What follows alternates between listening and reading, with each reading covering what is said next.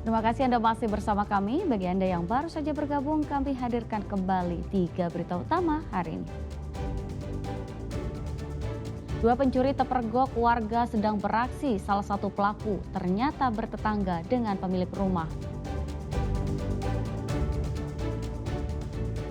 Tatahan selalu dianiaya oleh suami selama belasan tahun. Seorang ibu rumah tangga melapor ke polisi. Setir tiba-tiba terkunci, sebuah truk hilang kendali sampai menabrak tiang lampu jalan dan pohon.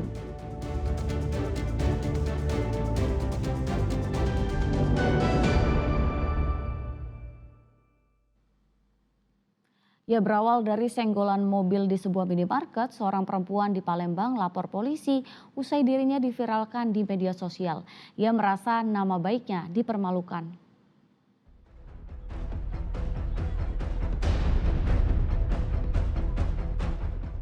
Video ini merupakan bukti yang dibawa oleh seorang perempuan bernama Novia ke Polda Sumatera Selatan. Ia melapor atas dugaan pencemaran nama baik dan fitnah melalui akun media sosial yang diduga dilakukan oleh seorang pemilik akun media sosial bernama Paris Olivia. Perseteruan keduanya berawal dari senggolan antar kendaraan milik pelapor dan terlapor di sebuah minimarket di kawasan Kertapati, Kota Palembang pada Rabu lalu.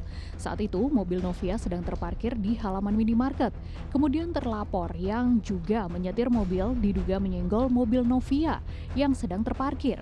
Novia lantas meminta uang ganti rugi sebesar Rp200.000. Namun upaya negosiasi keduanya berakhir adu mulut usai keduanya sama-sama merasa benar. Dalam cekcok itu terlapor dianggap Novia telah mencemarkan nama baiknya. Apalagi kemudian video disebarluaskan di media sosial. Atas peristiwa itu Novia mengaku trauma dan dihujat oleh netizen yang berkomentar negatif tentang dirinya. Lalu Kak, Terus beban mental juga lah. kena mental. gimana tanggapan keluarga gimana yuk melihat postingan itu yuk? Disuruh lapor, Ya, merasa apa ya? dirugikan. Nama baik ya, pencemaran nama baik. Ya rame yang langsung kunjungin Banyak yang menyerang di Hmm. komentar-komentar. dari komentar-komentar. di postingan itu akun kita disebut gitu, apa nama kita disebut gitu. Nah, Tapi yang mengomentari negatif tentang Ayu di Ini video ya itu. rata-rata negatif. lapor menabrak mobil klien kami. Kemarin sebenarnya sudah mau diselesaikan, tapi dari pihak terlapor, Ibu Dian Azahra, sempat beradu mulut, cekcok lah dengan klien kami, dan sepertinya mereka tidak ingin memberikan ganti rugi dan juga tidak mau menyelesaikan dengan baik-baik. Novia sempat meminta terlapor untuk menghapus unggahan negatif tentang dirinya di media sosial. Namun permintaan itu tidak diindahkan terlapor, sehingga dirinya memilih menempuh jalur hukum. Muhammad Ardi melaporkan dari Palembang. Kita beralih ke informasi berikutnya. Tatahan kerap dianiaya oleh suami. Seorang ibu rumah tangga di Palembang melapor ke polisi. Kekerasan dalam rumah tangga itu telah dialami korban selama belasan tahun. Bahkan anaknya yang baru berusia 10 tahun juga kerap mendapat kekerasan.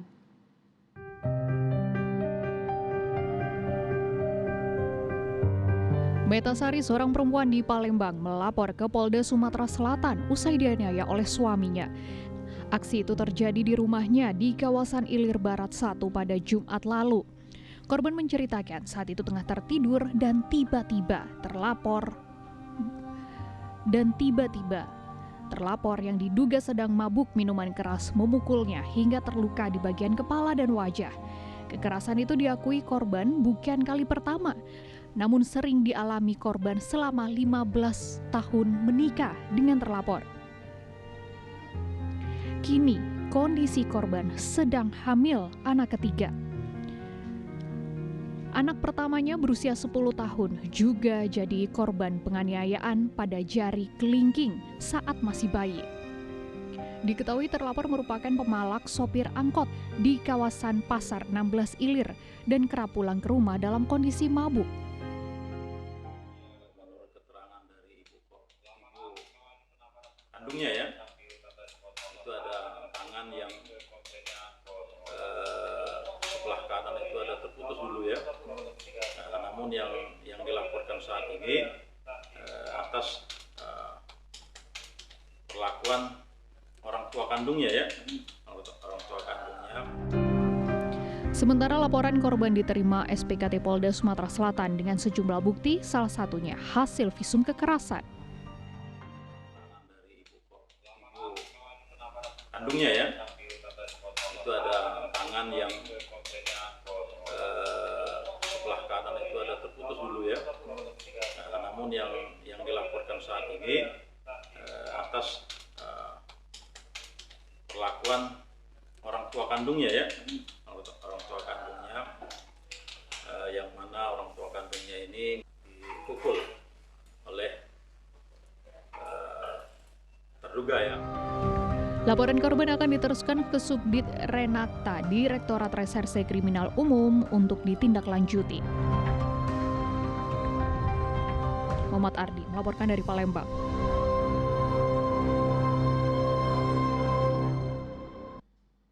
Ya, pencegahan karhutla tidak hanya pada upaya pemadaman api.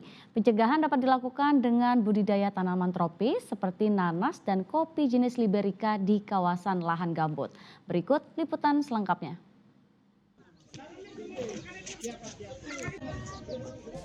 Inilah lahan gambut yang disulap jadi lahan produktif perkebunan nanas di Desa Tangkit Baru, Kabupaten Muaro, Jambi.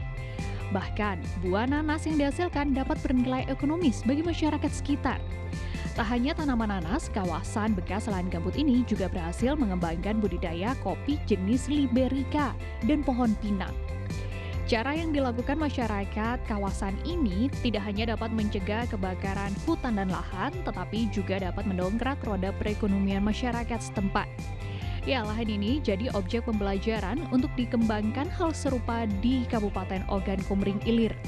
Keberhasilan dalam pengelolaan lahan gambut jadi lahan produktif membuat Forum Jurnalis Bende Seguguk atau Forjubes bekerja sama dengan sebuah perusahaan swasta untuk melakukan studi banding ke Desa Tangkit Baru ini. Secara geografis, Jambi ini memiliki kesamaan dengan Kabupaten Oki.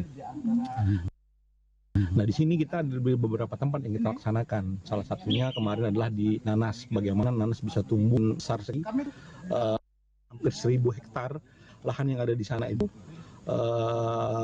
ditanam nanas yang memang nanas jenis di gambut. Dan ini sesungguhnya menjadi sebuah peluang bagi kita di Kabupaten Oki yang mana nanti akan bisa kita terapkan. Hasil kopinya. Kalau kopi Liberica ya yang normal itu biasa per pohon itu bisa menghasilkan kurang lebih bisa 20-an kilo per batang ya. Kilo per batang gitu. Kalau dia normal lebih rata itu 20 kilo. Cara inilah yang dinilai cocok diterapkan di Kabupaten Ogan Ilir yang memiliki lahan gambut yang cukup luas sehingga rawan dengan terjadinya kebakaran lahan. Dedi Ruansyah melaporkan dari Kabupaten Ogan Komering Ilir.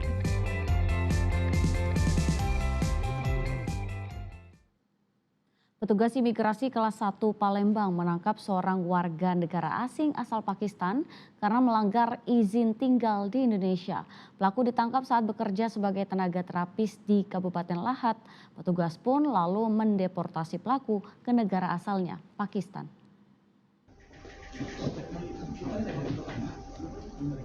Pria warga negara asing asal Pakistan berinisial AYA diamankan oleh petugas imigrasi kelas 1 TPI Palembang. Pria berusia 32 tahun itu ditangkap saat bekerja sebagai tenaga terapis di Kabupaten Lahat. AYA diamankan petugas imigrasi atas pelanggaran keimigrasian berupa melebihi batas waktu izin tinggal, yaitu lebih dari 60 hari. Penangkapan warga negara Pakistan ini dilakukan setelah petugas imigrasi mendapat laporan dari masyarakat terkait aktivitas WNA bersama sang istri yang membuka jasa terapis di Kabupaten Lahat. Pada saat dilakukan penangkapan, AYA tidak melakukan perlawanan. Selama berada di Sumatera Selatan, yang bersangkutan telah menikah dengan seorang warga negara Indonesia. Yang bersangkutan sudah melebihi izin tinggal yang diberikan oleh kami di atas 60 hari. Bang, bisa dijelaskan dikit yang tadi Bang, yang deportasi yang 6 bulan dicekal atau seumur hidup Bang? Ya, setelah hasil pemeriksaan, kalau jika benar ada pelanggaran di situ, kami akan melakukan pendeportasian terhadap yang bersangkutan, dan aturan pencekalan itu minimal 6 bulan, bahkan bisa diperpanjang sampai seumur hidup. Atas pelanggaran yang dilakukan, pihak imigrasi kelas 1 TPI Palembang telah menyiapkan pendeportasian ke negara asal serta memasukkannya ke dalam daftar penangkalan. Pihak imigrasi mengimbau masyarakat agar berperan aktif melaporkan warga negara asing yang diduga melanggar aturan keimigrasian melalui kanal pengaduan resmi yang disediakan pihak imigrasi. Dedi Ruansyah melaporkan dari Kota Palembang. Dari target 5 miliar 50 juta. Ya, laporan tersebut mengakhiri berita Subsel hari ini. Jangan lupa pastikan Anda subscribe channel YouTube Liputan 6 SCTV Daerah. Saya Tetrika Putri berterima kasih atas perhatian dan kebersamaan Anda. Selamat beraktivitas dan sampai jumpa.